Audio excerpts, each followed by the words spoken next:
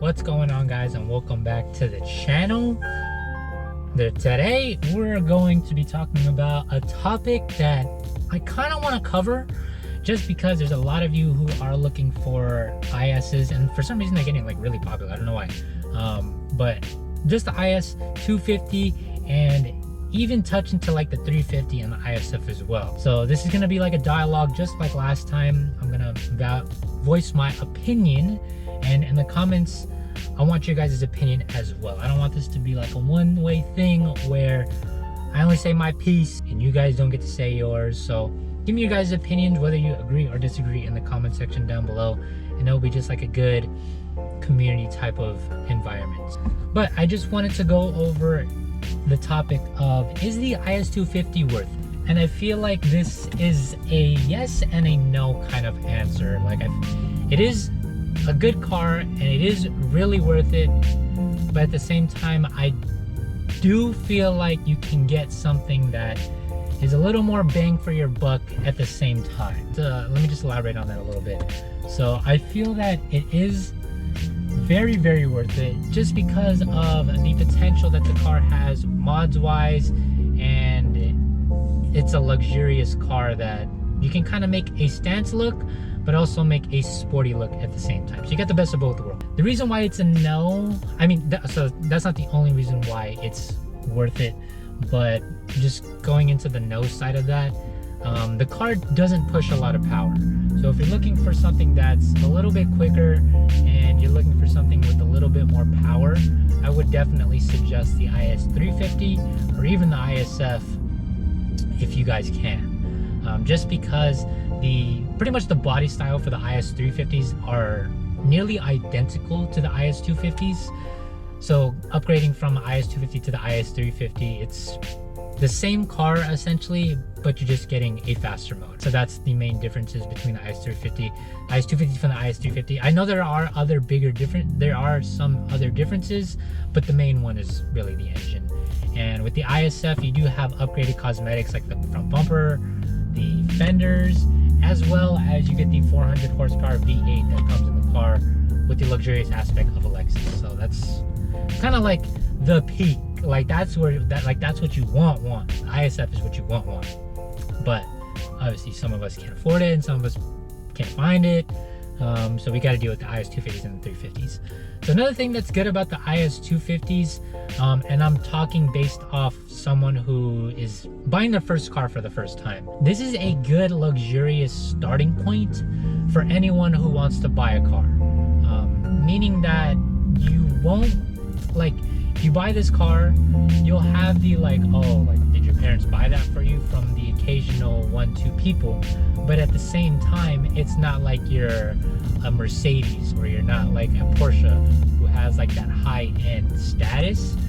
I feel like Lexus has a high-end status as well, but it's not like bragging in your face type of thing, if that makes any sense.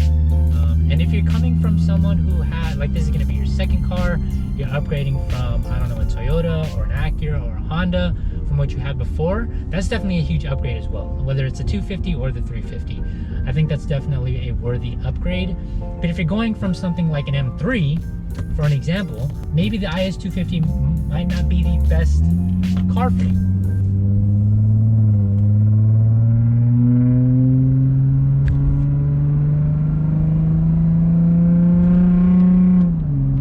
So if you're coming from something with a lot of horsepower, or if you're coming from something that is a lot more luxurious than a Lexus, the IS250 may not be the best bet, to be honest. IS350, it's kind of in the same boat as well. You can obviously find luxurious cars with around 300 horsepower or so, but if you're upgrading, you might as well just get the ISF. I'm telling you, that's like the standard. If I could recommend anything, ISF would definitely be the one. So yeah, like, you get the luxurious aspect and you get the reliability, which is the hugest thing.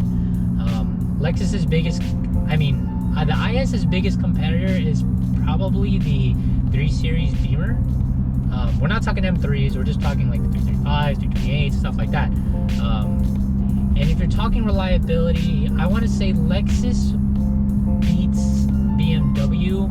I don't want to say all 100% of the time, but the majority of the time I would choose Lexus over BMW in the reliability category.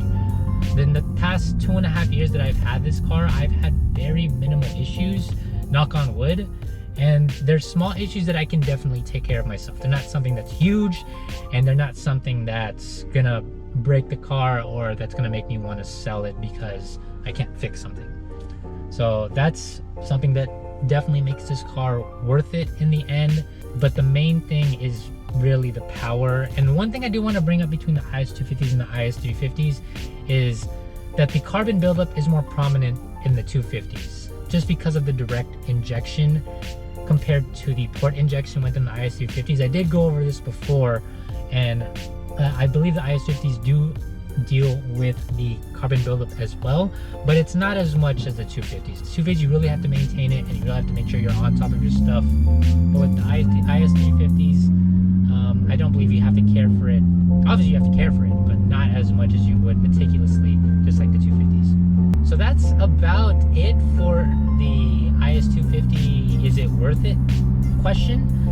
So in my opinion, depending on if you're going for, this is going to be your first car or your second car, go for it. Definitely do it. If it's going to be another rodeo for you, it's nothing new, and you've experienced a whole different cars, the IS250 may not be for you. It's more like a point A to point B type of car. Reliability, it's not supposed to be fast. It's supposed to get you from point A to point B safely.